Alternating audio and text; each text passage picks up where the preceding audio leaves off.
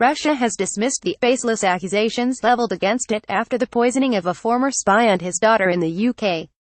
British Ambassador Laurie Bristow has been summoned by the Russian Foreign Ministry and handed a protest note dismissing British authorities for their provocative reaction to the attack. The note said Russia suspects the poisoning is another unscrupulous attempt of the British authorities to discredit Russia, the Foreign Ministry said. British Prime Minister Theresa May has vowed Russia will be hit by extensive retaliatory measures if no explanation can be given by midnight on Tuesday, local time, as to how a Russian-made nerve agent came to poison a former spy and his daughter in the UK.Sergei Skripal and his daughter Yulia were poisoned by a nerve agent that the UK Prime Minister says highly likely came from Russia. AAP Foreign Secretary Boris Johnson said UK officials are speaking to allies in the European Union and beyond to draw up a commensurate but robust response to the attack, which has left Sergei Skripal and his daughter Yulia in critical condition. However, Russia Foreign Minister Sergei Lavrov says Russia will only cooperate with if it receives samples of the nerve agent that is believed to have sickened the ex-spy and his daughter. Mr. Lavrov said requests to see samples of the nerve agent had been turned down, which he called a violation of the Chemical Weapons Convention, which outlaws the production of chemical weapons. He insisted that Russia was not to blame for the poisoning. Mr. Lavrov suggested London would be better off complying with its international obligations before putting forward ultimatums. UK Prime Minister Theresa May has set a deadline for Moscow to explain its role in the poisoning. AAP government ministers have remained tight-lipped about what retaliatory measures may be used by Britain if they are unsatisfied with Russia's response. But it is not the first time Britain has faced such a crisis.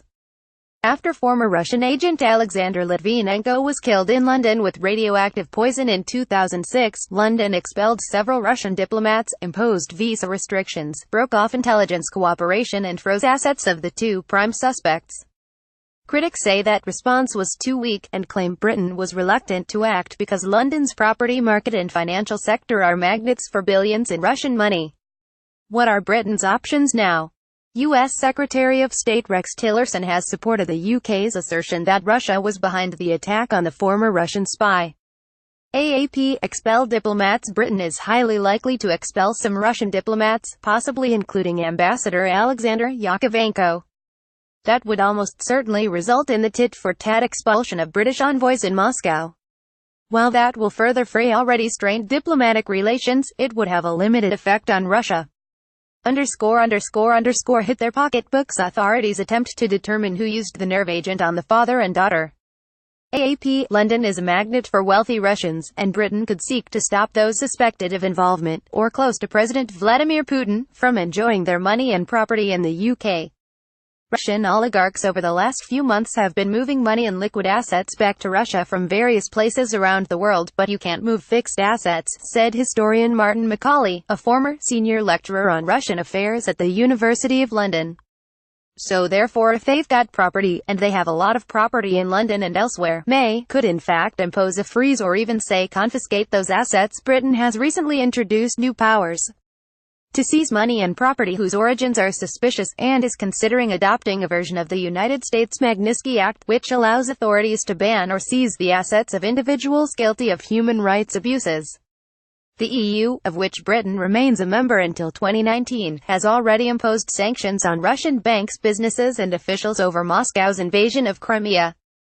Britain is likely to urge the bloc to toughen those measures. But several leading EU nations, including Germany, are wary of antagonizing Russia. Sports boycott. Russia is due to host one of world sports' biggest events, the World Cup of Soccer, in June and July. Johnson has said the UK may downgrade its participation by not sending politicians or Prince William, who is president of England's Football Association. Some are urging a British boycott of the event, at which England is one of 32 teams competing for the trophy. But that is likely a step too far. Military moves. Britain could seek to bolster NATO forces in the Baltic states, where Western troops have been deployed to counter an increasingly assertive Russia. But Britain will probably stop short of invoking NATO's principle of collective defense, under which an attack on one is considered an attack on all. British Housing Minister Dominic Raab said May chose her words carefully when she called the attack an unlawful use of force against the UK. The words unlawful use of force are different and have a different meaning in international law from armed attack, he told the BBC. Cyber strikeback UK. Intelligence officials have warned that Russians are targeting the country's telecommunications systems, media and energy networks. So far, Britain has concentrated on strengthening its cyber defenses, but it could take offensive action of its own, possibly targeting Russian websites that generate fake news. That would mark an escalation in international cyber conflict, with unknown consequences. Britain is also under pressure to revoke the license of state-owned Russian broadcaster RT, which has been repeatedly censured by the UK broadcast regulator for a lack of impartiality.